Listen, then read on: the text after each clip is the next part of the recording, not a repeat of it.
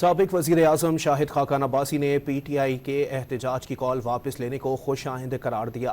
Dawn news سے خصوصی گفتگو میں ان کا کہنا تھا کہ یہ کوئی بیک فٹ نہیں ہے۔ نواز شریف کی بھارتی صحافی سے ملاقات پر بولے کہ یہ ملاقاتیں چلتی رہتی ہے، اس میں کوئی بڑی بات نہیں ہے، آئی پی پیز نے جو کیا ہے ان کو پکڑیں۔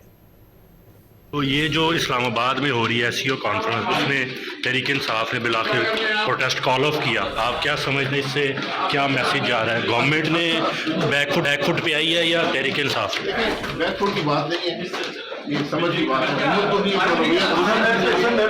اور پی ٹی آئی نے بہتر فیصلہ کیا، مجھے فیصلہ کرنا نہیں چاہیے تھا، اب کال آف کر دیا، بہت اچھا فیصلہ کیا۔